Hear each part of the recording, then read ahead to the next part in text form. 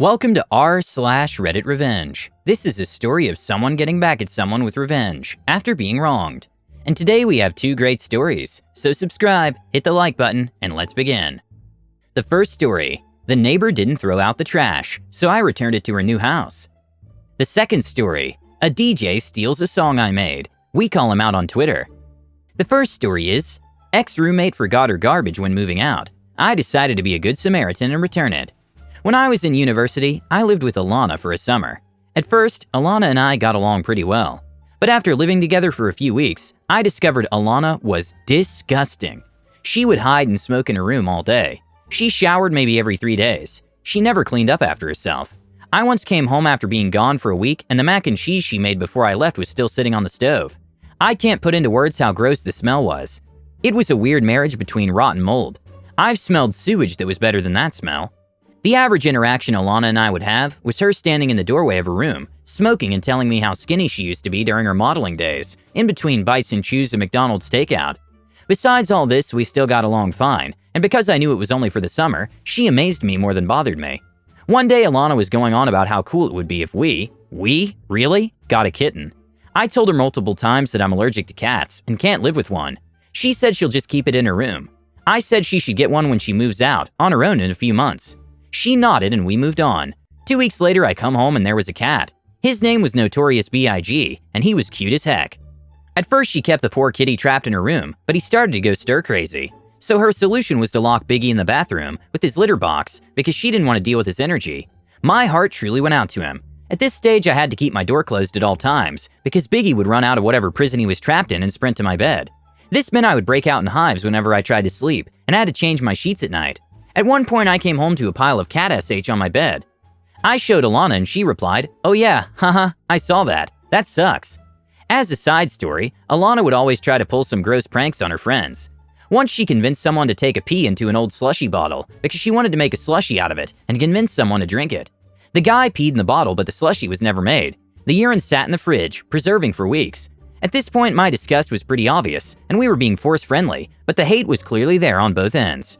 You must be thinking, why didn't you just move or kick her out? The answer? I was on a lease that was ending in a few months and figured it was easier to just stick it out rather than go through the hassle of breaking a lease of trying to get rid of her. Fast forward, moving week finally arrived and we were parting ways. She was moving out a few days before me, so I decided to leave her alone while she moved out because, well, I didn't want to help her. I scheduled a time to be back so she could give me the keys. I arrived at our scheduled time. Alana is gone. Biggie is gone. Her stuff is gone. All of her garbage is still there in the corner of her room. Guys, remember all that McDonald's she was eating in the doorway? She never ever threw any of the takeout bags and food containers out. All those cigarettes she smoked? Ashes and butts discarded in those same McDonald's bags. Old cat litter? Yup, all in the corner. There was rotting food in the fridge that she also left for me to clean out on her behalf. Oh, and remember that bottle full of pee? Still in the fridge? You bet. But what she didn't leave was the key. She kept that, and I needed it to close the lease with the landlord. I texted her asking her where she was and when can I get the key. She replied, "I noticed when I was leaving that you ate one of my pizza pockets. You can have your key back when you reimburse me $2. Was she joking? No, she was not. This is where I snap. Can you hear it? My blood was boiling. The vengeance. An opportunity presented itself. See, Alana had a car, which she let me borrow and even let me hold on to a spare key. It turns out she forgot that I had it. So I devised the most immature revenge plan I could think of. I enlisted my boyfriend at the time as the Clyde to my Bonnie, and while Clyde was driving over in his mom's minivan, I probed Alana for a little more detail. After apologizing for the pizza pocket I ate, I said that I would come to her to pay her back and pick up the key.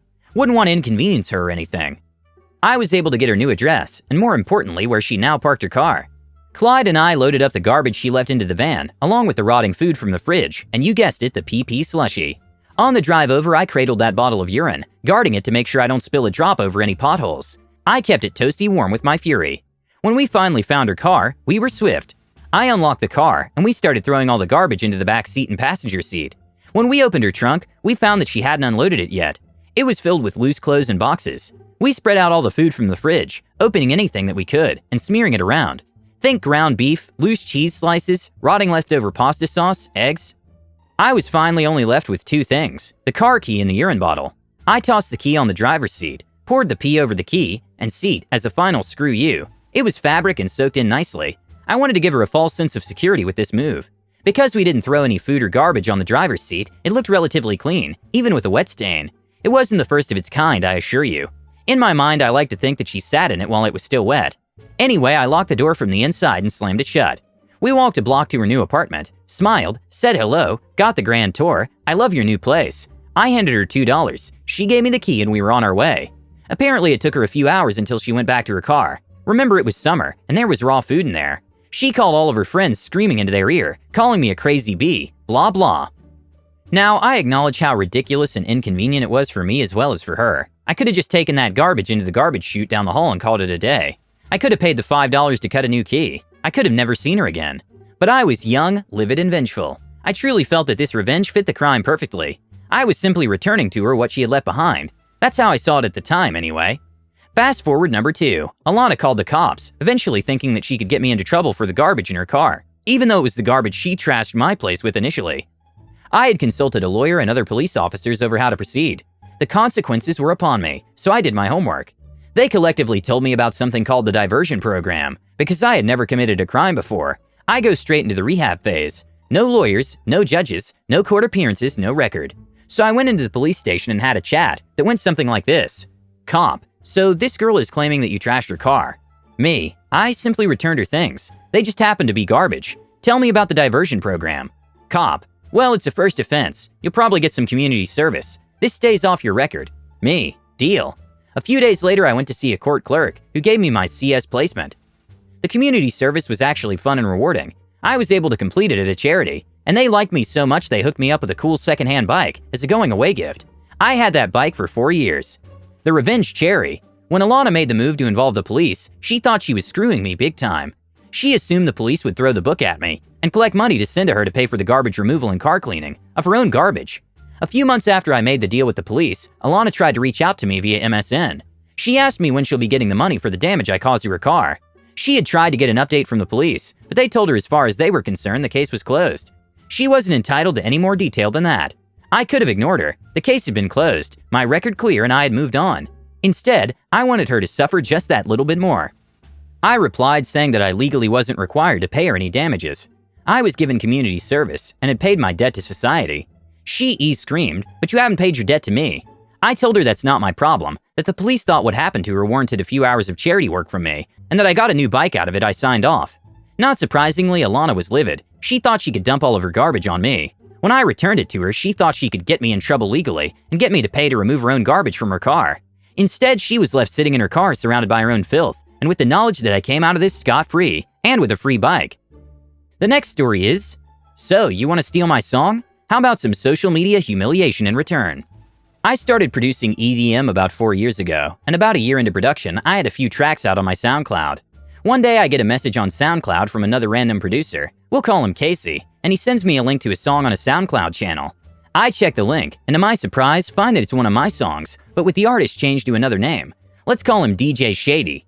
I reply back to Casey, thanks for letting me know, man. It's crazy how you even found out this Shady guy took my music and put his name on it. It's actually not the first time someone has stolen my music, but at least the other guy who stole my music tried to change the song a little bit. This guy didn't even try.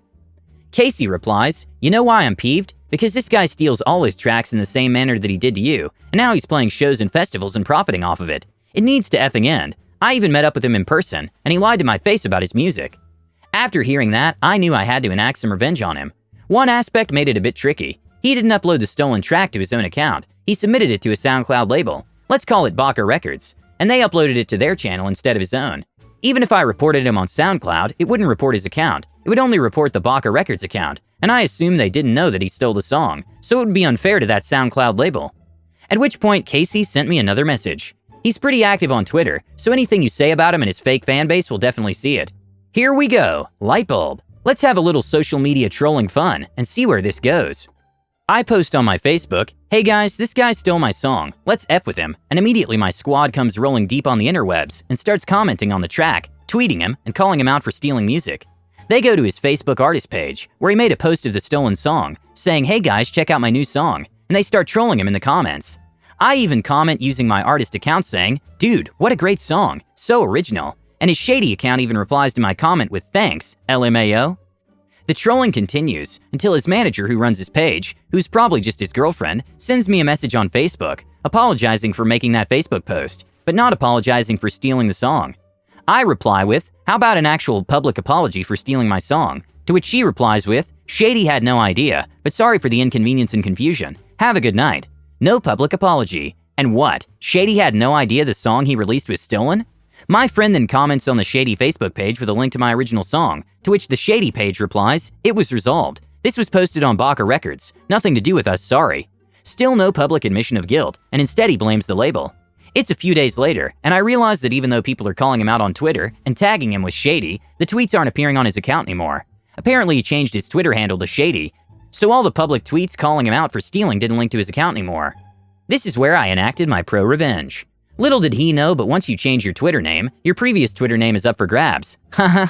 I immediately registered a new Twitter account under the name Shady, downloaded his cover photo and profile picture, and made the account look exactly like his current account, but with a few minor changes. His Shady profile read, "I like to play music, #FestiFam, #Texas EDM family," and my Shady profile read, "I like to steal music, #FraudFam, #ThiefEDM family."